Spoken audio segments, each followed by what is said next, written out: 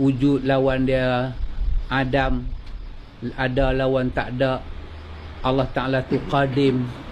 Kan doktor abang kita dalam kuliah aqidatun aqidatun tahawiyah, doktor sendiri menyatakan tidak ada dalil di dalam Quran dan Sunnah menyatakan qidam itu sifat Tuhan, tak ada. Tapi sifat 20 kata qidam, baqa, tak ada. Tak ada. Quran menyatakan huwal awwalu, huwal akhiru, huwal zahiru, huwal batinu. Quran kata dia yang awal, dia yang akhir tentang Allah. Tiba-tiba sifat 20 menterjemahkan awal, maksud dia tak ada permulaan. Kamus Arab mana dia pakai, kata doktor, dia pergi terjemah lagu tu. Al-awwal, Allah kata dia yang awal. Bila kata awal, ada permulaan. Saya awal-awal. Awal. Mana boleh awal tak ada permulaan? Awal dalam bahasa Arab, terjemah awal dalam bahasa Melayu. Awal dalam bahasa Arab, dia terjemah tiada permulaan. Tiada permulaan dalam bahasa Arab tak dipanggil awal. Sedangkan dalam surah Hadid Allah kata huwal awal, huwal akhir, huwal zahir, huwal batin. Allah cerita pasal diri dia. Sifat 20 tak boleh terima. Ilmu apa? Ini kata Imam Malik, Lau kana al-kalamu ilm, kalaulah kalam itu satu ilmu, latakallama fihi as-sahabatu wat-tabi'un. Yang akan belajar ilmu sahabat dan para tabi'in. Kama ta'allama fil ahkam wa syara'i', macam mana Nabi ajak mereka hukum, hakam dan syariat. Itu adalah ilmu Nabi ajak. Tapi kan benda yang Nabi tak ajak, sedangkan Allah kata dia paling baik, bermakna bila dia tak ajak, bermakna benda itu bukan agama dan benda itu bukan baik. Macam mana kita boleh ambil dia, kita kata inilah asas akidah. Bila kita tak cenderung belajar sifat 20, dia kata apa kat kita? Wahabi. Wahabi memang akidah dia rosak. Kita bukan pertahan Wahabi, kita nak pertahan awak sedang attack ulama sunnah dengan memakai akidah yang bukan sunnah. Satu orang hamba balik menghadap Tuhan dengan dosa minum arak, berzina, judi, cuma tak syirik aja. Aku lebih suka dia berdiri dengan dosa judi daripada dia berdiri Tuhan dalam dada dia ada sifat 20. Ada orang-orang yang jahil di zaman kita sekarang ini, barangkali ada juga di zaman dahulu, yang mana mereka ini suka memandai-mandai dalam bab agama. Kata dia, tak ada ni sifat kidam ni. Sifat kidam ni ulama hanya datangkan setelah beberapa ratus tahun selepas kewafatan Nabi sallallahu alaihi wasallam, barulah ulama meletakkan sifat kidam ni. Dia tidak faham bahawa yang namanya sifat Allah tak tunggu ulama tetapkan. Ya. Sifat Allah Ta'ala ni memang dari awal lagi sudah ada. Cuma manusia tahu bila. Manusia kan baru wujud. Jadi manusia yang baru wujud ni baru tahu tentang sifat Allah Ta'ala. Bukan sifat Allah tu baru. Bukan bila ulama terangkan bahawa ada sifat kidam, baqa, barulah ada sifat itu, tidak. Ya, sifat Allah semuanya tidak ada permulaan. Kerana sifat Allah berdiri pada zat Allah. Dan zat Allah tu tidak ada permulaan. Yang baru tu hanyalah ilmu kita tentang sifat itu. Kita baru tahu. Kemudian yang baru juga adalah penyusunan dalam bentuk yang tersusun, itu baru. Tapi kalau sampai menafikan sifat kidam, itu membawa kepada kufur. Siapa yang berani menolak sifat kidam? Kalau dia orang Islam lah. Kalau dia orang bukan Islam, itu cerita lain. Dia orang Islam, tiba-tiba dia menafikan sifat kidam. Dia kata tak ada istilah kidam ni, tak ada dalam Quran hadis. Bukan masalah istilah, masalah pengertian tu. Istilah, kamu tak nak buat ilmu sendiri, kamu nak jadi pengasas penyusun ilmu tauhid, kamu nak namakan misalnya kamu tak namakan sifat kidam, kamu mengatakan sifat la awwala, tidak ada permulaan. Terbulanglah kalau ada orang nak ikut kamu. Kalau orang yakin dengan kebolehan kamu ni mujaddid dalam bab ilmu tauhid, kamu tak pakai istilah kidam, dia terpulang. Tapi maknanya tidak akan lari. Istilah apa pun yang kamu nak gunakan untuk menggantikan istilah kidam, itu kan tetap hakikatnya bahawa Allah wujud, tidak didahului oleh tiada. Tidak ada permulaan bagi wujud Allah Ta'ala. Itu.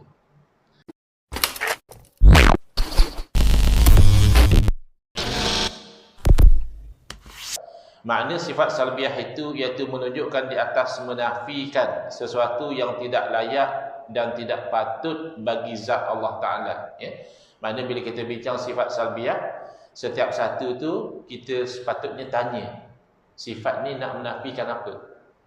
Nak menolak apa sifat ini? Kerana itu fungsi sifat salbiah, menolak atau menafikan yang tidak layak bagi Allah Ta'ala, iaitu 5 sifat. Pertama, qidam. Kedua, baqa. Ketiga, mukhalafatuhu ta'ala lil hawadis. Keempat, qiyamuhu ta'ala binafsih. Dan yang kelima, wahdaniyah. Kita mulai dengan yang pertama daripada sifat salbiah, iaitu qidam. Ada orang-orang yang jahil di zaman kita sekarang ini, barangkali ada juga di zaman dahulu, yang mana mereka ini suka memandai-mandai dalam bab agama. Kata dia, tak ada ni sifat qidam ni. Sifat qidam ni ulama hanya datangkan setelah beberapa ratus tahun selepas kewafatan Nabi sallallahu alaihi wasallam, barulah ulama meletakkan sifat qidam ni. Dia tidak faham bahawa yang namanya sifat Allah tak tunggu ulama tetapkan. Sifat Allah Ta'ala ni memang dari awal lagi sudah ada. Cuma manusia tahu bila. Manusia kan baru wujud. Jadi manusia yang baru wujud ni baru tahu tentang sifat Allah Ta'ala. Bukan sifat Allah tu baru. Bukan bila ulama terangkan bahawa ada sifat qidam, baqa, barulah ada sifat itu, tidak. Sifat Allah semuanya tidak ada permulaan. Kerana sifat Allah berdiri pada zat Allah. Dan zat Allah tu tidak ada permulaan. Yang baru tu hanyalah ilmu kita tentang sifat itu. Kita baru tahu.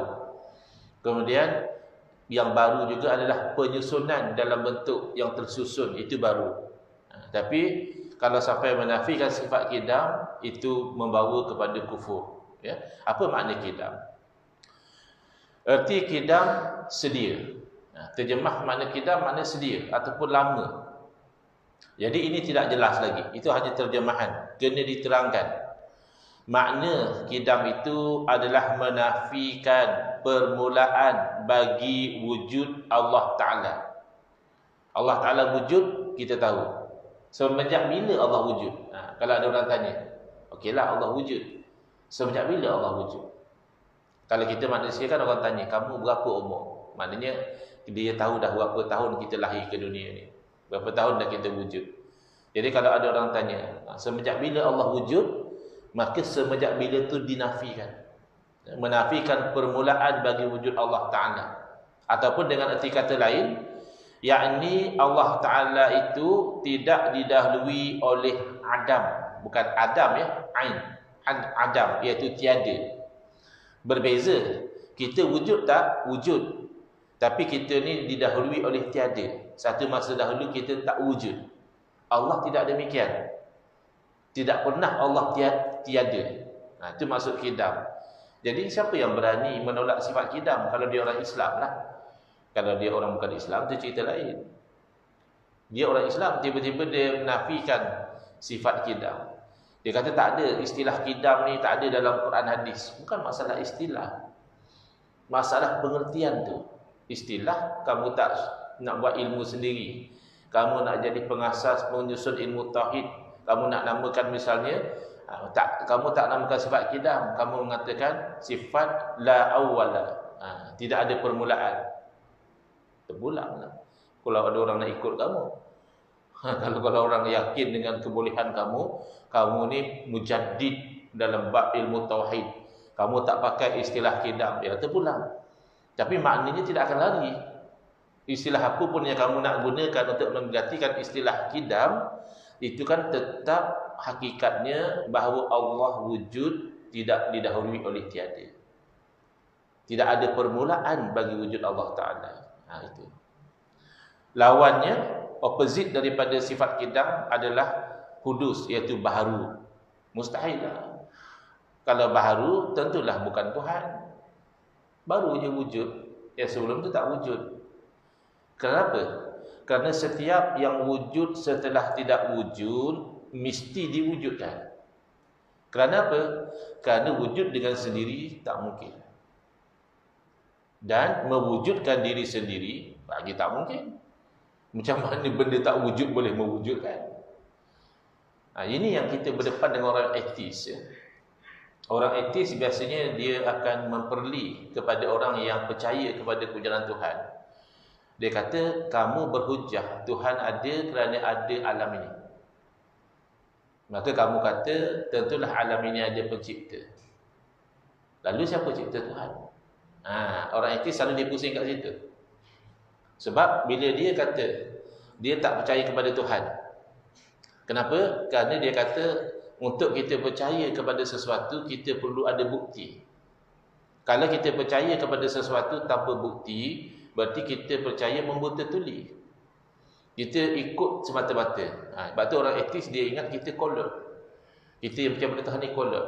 Sebab kita percaya tu hanya semata-mata kerana nenek moyang kita percaya. Nenek moyang kita percaya ada Tuhan, maka kita walaupun tak ada bukti, kita percaya. Tidak. Memang Alhamdulillah kita dilahirkan Islam. Alhamdulillah nenek moyang kita percaya pada kewujudan Tuhan. Tetapi untuk kita beriman dengan iman yang sah, tidak memadai kita taklid, ikut semata-mata. Kita sendiri tahu dan dalil ada Allah Ta'ala, adanya alam ini. Tak mungkinlah alam yang baru ada ini terjadi dengan sendiri. Anak kita baru wujud, sebelum ni tak ada. Cucu kita baru wujud. Kalau kita lebih panjang umur lagi, cicit kita nanti baru wujud. Benda-benda yang baru wujud ini tentulah diwujudkan. Lalu kata orang etis, kalau memang yang wujud itu mestilah ada pencipta, maka siapa yang mencipta Tuhan? Kamu kata Tuhan wujud. Dia tak faham. Wujud yang perlu kepada pencipta adalah wujud yang ada permulaan. Wujud yang didahului oleh tiada. Wujud macam itu perlu pada pencipta. Adapun wujud yang tidak ada permulaan, yang tidak didahului oleh tiada, tidak ada pencipta. Cuma kadang-kadang dia kata saya tak boleh bayangkan wujud yang tidak ada permulaan. Betul lah kamu tak boleh bayangkan. Kerana apa yang kamu bayangkan itu makhluk. Kalau Tuhan tidak akan sama dengan makhluk. Selagi kamu boleh bayangkan begini begitu, maknanya bayangan kamu itu bukan Tuhan. Bila kamu dah kata aku tak boleh bayangkan, betul lah. Memang sepatutnya kamu tidak boleh bayangkan Tuhan. Jadi, tapi kita lihat nanti ya. Kalau secara mudah ya, simple thinking, kita kata cara orang kampung pun kita boleh buktikan sifat kidam. Cara akademik, cara ilmiah juga kita boleh buktikan sifat kidam. Cara orang kampung macam mana? Contohnya, katakan ada budak umur 7 tahun, baru masuk darjah 1. Jadi saat masa cuti, dia bermain dengan kawan-kawan di kampung, budak kampung, pergi ke sungai, pergi ke kutip biji getah. Ni cerita budak kampung lah. Masa dia pergi kat semak-semak tu dia nampak ada tupai. Lepas tu dia nampak ada monyet, nampak ada burung. Jadi dia terfikir, siapa yang buat ni? Sebab kalau kasut dia tahu ada kilang buat. Bola yang dia main tu dia tahu ada kilang buat. Tapi monyet, tupai, pokok, siapa yang buat? Jadi dia balik rumah, tanya mak dia, "Mak, ada apa? Kamu dah habis main ke? Belum? Habis kamu balik?" "Tak, saya nak tanya mak ni. Tadi saya keluar, saya tengok ada burung, ada tupai, ada monyet, ada pokok." "Okey. Siapa yang buat semua ni, mak?" Jadi mak dia cakap lah, "Allah lah, Tuhan lah yang buat." "Oh, okey. Ni semua tu Tuhan buat lah." "Tuhan lah buat." Okey, terima kasih mak." Dia pun pergi main lagi. Main-main dia pun fikir balik, habis Tuhan siapa yang buat? Balik semula dia ke rumah. Mak nak tanya, ada apa lagi kamu ni? Tadi mak kata semua benda ni Tuhan cipta. Betul. Habis Tuhan siapa cipta? Mak dia orang kampung, bukan lecturer, bukan cikgu, orang kampung suri rumah. Lalu mak dia jawab, Tuhan mana ada orang cipta? Dan kalau tu kena cipta, bukan Tuhan lah namanya nak. Tuhan tu tak diciptakan. Yang kalau diciptakan tu namanya makhluk. Kita, burung, monyet, tupai, itu diciptakan. Tuhan pencipta, tidak diciptakan. Macam tu ke? Ya macam tu. Ini cara simple je. Kalau diciptakan, bukan Tuhan lah. Tapi betul. Yang mak dia cakap tu betul. Dan barangkali sudah memadai untuk anak dia yang darjah 1. Tapi bila kita berdepan dengan suasana yang lebih mencabar. Misalnya bila kita kata, Tuhan tidak diciptakan. Kerana Tuhan wujud tidak ada permulaan. Jadi dia nak bertegas juga. Mana boleh? Kalau kamu kata alam ini mesti ada pencipta, maka Tuhan pun mesti ada pencipta. Ketika itulah ulama tauhid mendatangkan hujjah secara akliyah. Dalil akli atas yang demikian itu, iaitu Allah bersifat qidam, mustahil Allah bersifat baharu, iaitu sekiranya Allah Ta'ala itu baharu, maknanya baru wujud, nescaya berkehendak ia kepada yang membaharukan, yakni yang mewujudkan dia. Tak mungkin yang baru wujud tu wujud sendiri. Mesti ada yang mewujudkan dia. Kalau kamu tak terima Allah bersifat qidam, berarti mesti ada yang menciptakan Allah. Ketika itu akan berlakulah dua perkara yang mustahil, iaitu daur ataupun tasalsul. Makna daur itu berpusing-pusing seperti tungku yang 3. Tungku apa? Bangku ya. Tungku yang ada kaki 3. Jadi cabut satu, terbalik. Jadi masing-masing berhajat kepada yang satu lagi. Ataupun tasalsul bersambung-sambung. Apa maksud dia? Daur tadi, kalau orang tu tak nak terima bahawa Tuhan wujud tidak ada permulaan, maka dia akan kata sebaliknya, iaitu Allah wujud ada permulaan. Bila dia kata Allah wujud ada permulaan, berarti Allah diciptakan. Maka nak tak nak dia kena kata ada yang cipta Allah. Dan corak pemikiran dia akan membawa dia kepada mengatakan, siapa yang ciptakan yang cipta Allah? Kan dia macam tu. Dia tak ada stop. Ya, dia pun kalau macam tu siapa yang mencipta Allah? Adalah Tuhan lagi satu. Habis siapa yang cipta Tuhan yang cipta Tuhan tu? Kalau dia orang pencin, dia layan. Tak habis-habis. Dia banyak masa santai kat rumah. Siapa yang cipta Allah? Tuhan A. Siapa yang cipta Tuhan A? Tuhan B. Siapa yang cipta Tuhan B? Tuhan C. Dah orang tanya, mana atuk kamu? Lama tak nampak, dah seminggu tak nampak. Ya, atuk masuk hospital. Kenapa? Seminggu tak makan, asyik fikir siapa cipta Tuhan. Macam tu. Itu namanya tasalsul dan mustahil. Bersambung tak putus-putus macam tu mustahil. Itu cerita orang pencin, banyak masa.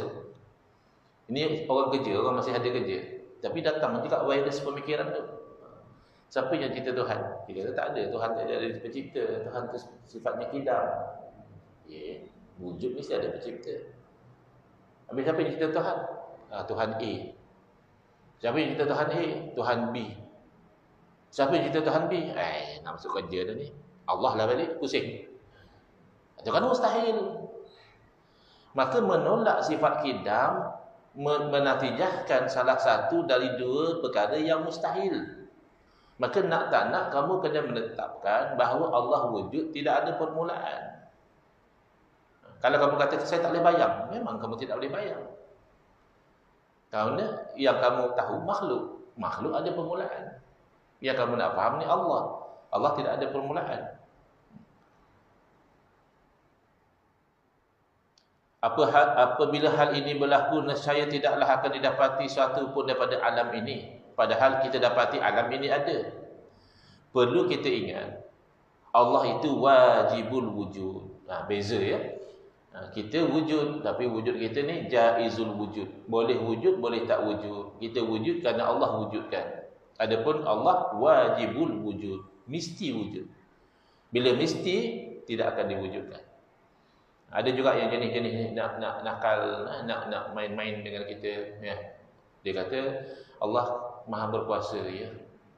Habis kalau Allah Maha berkuasa, adakah Allah berkuasa menciptakan zatnya sendiri? Itu antara soalan-soalan nak bagi pening. Allah Maha berkuasa. Adakah Allah berkuasa mencipta Tuhan lain? Kata Allah Maha berkuasa. Habis kalau Allah nak, tak boleh ke Allah cipta Tuhan lain? Kena ingat ya. Kudrah Allah ni hanya berkaitan dengan perkara yang harus. Adapun zat Allah tu wajib, mesti ada. Bukan wajib mana buat dapat pahala, tak buat berdosa, tu wajib syarak. Ni wajib akal. Mesti ada. Maka bila mesti ada, tidak ada kena-mengena dengan kudrah. Tuhan lain selain pada Allah, mustahil ada. Yang mustahil juga tidak ada kena-mengena dengan kudrah. Kudrah ini kena-mengenanya dengan yang harus. Ya, Allah ciptakan pasangan tua dapat anak lagi. Suami umur 100 tahun, isteri umur 98. Ya, lagi 2 tahun nak masuk 100. Tiba-tiba isteri dia pregnant, dapat baby. Secara adat, kebiasaan, mustahil. Secara akal, apa yang mustahil?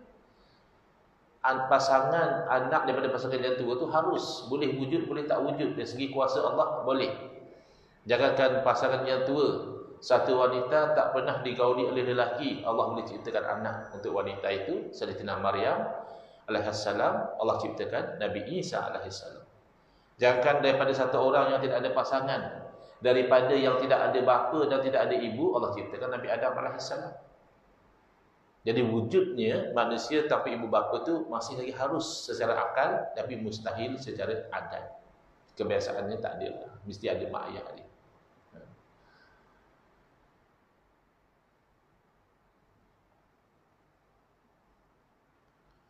Itu dalil akli ya. Dalil akli ni dia bersifat universal. Mana kalau dia itu masih mahu rasional, bukan ta'assub, dia masih terbuka kepada kebenaran. Orang etis tu dia boleh masuk Islam dengan dalil akli.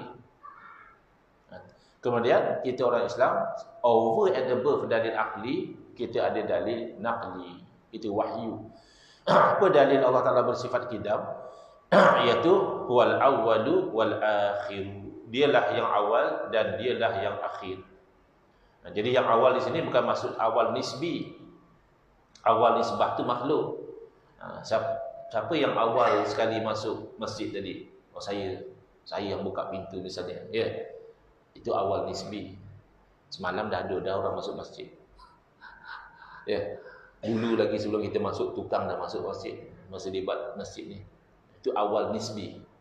Tapi awal nisbah pada Allah tu awal hakiki, yakni tidak ada permulaan, dan akhir itu akhir yang hakiki, iaitu tidak ada perakhiran. Allah wujud tidak diakhiri oleh tiada, sebagaimana Allah wujud tidak dimulai oleh tiada. Faedah. Maka qidam qadim nisbah namanya itu 4 bahagi, iaitu 4 jenis. Pertama zati. Qadim zati iaitu ketiadaan permulaan bagi zat, yakni zat Allah Taala. Kedua, qadim sifati, menafikan permulaan daripada sifat, yakni sifat Allah semuanya qadim. Sebab itu di sisi Ahlussunnah wal Jamaah, Al-Quran dengan makna kalam Allah itu qadim, bukan makhluk. Beza dengan Mu'tazilah. Mu'tazilah kata Al-Quran itu makhluk. Tapi kita tidaklah sampai seperti golongan yang zahiri, sehingga kan mushaf juga dikata qadim. Mushaf, kertas-kertas yang tertulis itu mana pula qadim? Kertas tu kan dibuat daripada kulit kayu, kemudian dicetak dengan dawat. Sampaikan suara kita baca Quran juga dikatakan qadim, tak betul lah. Kita makhluk, suara kita makhluk. Yang dimasukkan Al-Quran qadim adalah Al-Quran dengan makna itu kalam Allah.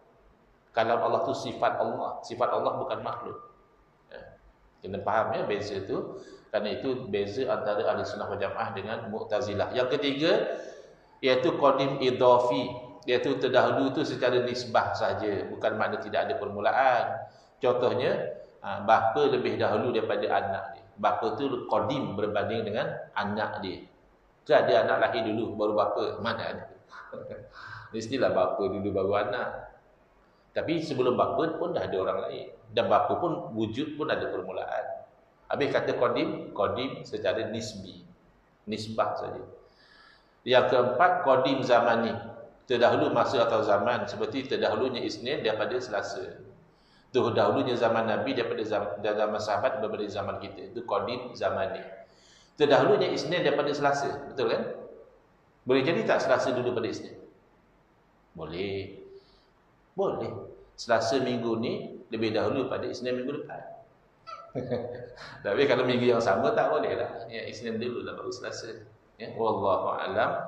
InsyaAllah nanti kita akan sambung dengan penerangan ya, qadim zati, qadim sifati, qadim hakiki dan seterusnya. Ya, wallahu a'lam. Bismillahirrahmanirrahim. Alhamdulillah bil alamin. Wassalatu wassalamu ala asyrafil anbiya'i wal mursalin wa ala alihi wa sahbihi ajma'in. Allahumma shrah sudurana wa ahsin akhlaqana wa azim ujurana wa nawwir qulubana bi nuri hidayatika kama natarada bi nuri syamsika abadan abada. Allahumma nqulna min dulil ma'siyati ila izzi ta'ati ya arhamar rahimin. Wa sallallahu ala sayyidina Muhammadin wa ala alihi wasallam. Alhamdulillah bil alamin. Amin ya rabbal alamin. Insyaallah bulan Ramadan kita berjumpa pada kuliah subuh ya, insyaallah.